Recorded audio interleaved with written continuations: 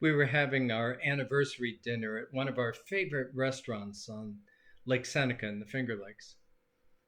When one of those afternoon thunderstorms blew across the lake, sending people scattering deeper under the awning to escape the storm. And when it was all over, there emerged a double rainbow. It sent people flocking to the edge of the deck, cameras, phones in hand, trying to capture pictures. It was almost magical to watch. And as I sat there and took in the whole scene, I couldn't help but think of a word from one of my favorite theologians, Kermit the Frog.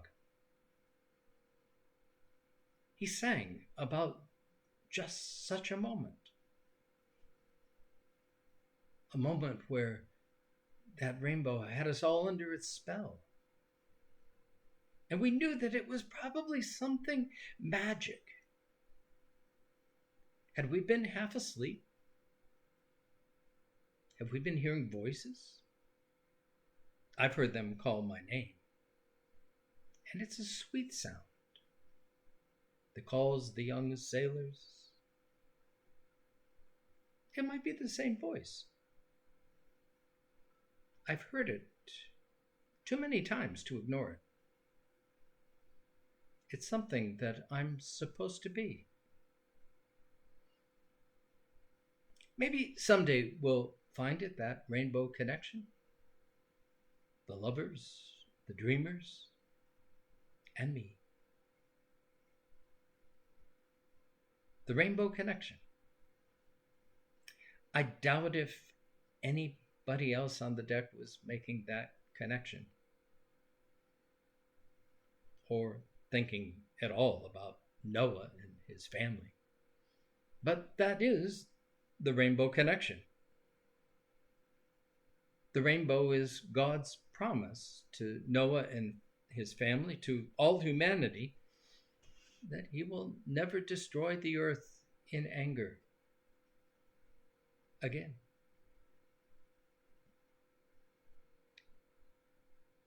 It's a covenant, a promise that God makes. It's one of many covenants in the Hebrew Scriptures, but it's unique in a couple of ways. First of all, it is a covenant made to all humanity, not just to a particular people, not just to a nation of Israel. It is a promise, a covenant made to all humanity, that God will protect them from themselves and from God. Because God knows that humanity will tick him off. And that the rainbow then is a sign for us as part of humanity and for God. Well, count to 10. Take a breath. Okay. I will not destroy. The second unique piece of this covenant that God makes with Noah, with humanity, is that it's unconditional. We'll discover as we look at other covenants in the Hebrew Scriptures that there's always a conditionality with them. If you do this, I will do that. If you don't do this, I will do that. But this one is one-sided. God says, I will not destroy you.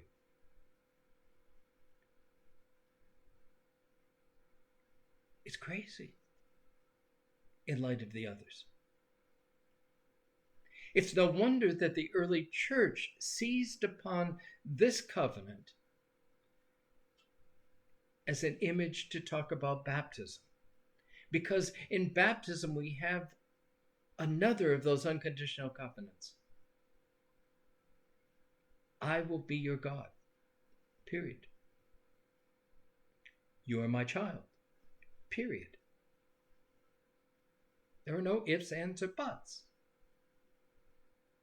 I will forgive. You will live in my grace.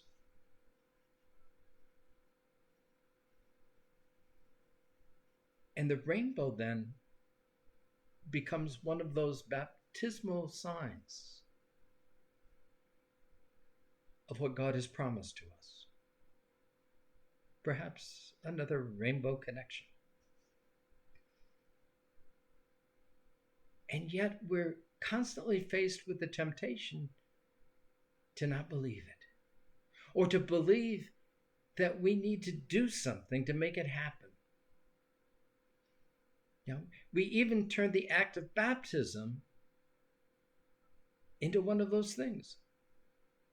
That somehow God is not going to love his people if they aren't baptized. Baptism is the public proclamation of what God has already done for us. The moment he breathed life into us, he chose us and blessed us. And baptism is the call to live into that blessing and to recognize it. We also think that we've got to make a decision about God, if God's going to keep his promises. So therefore you can't baptize infants because they don't get a chance to make a decision. But God has already made the decision, whether we like it or not. We are his. And how do we live into that? Or we think that it's all dependent on how we live our lives. If we can get through life without screwing things up, we'll be okay. I don't know how many conversations I've had with faithful people at the end of their lives wondering if they were good enough for God to accept them into heaven. God's already promised that in the life, death, and resurrection of Christ. Our fate is sealed.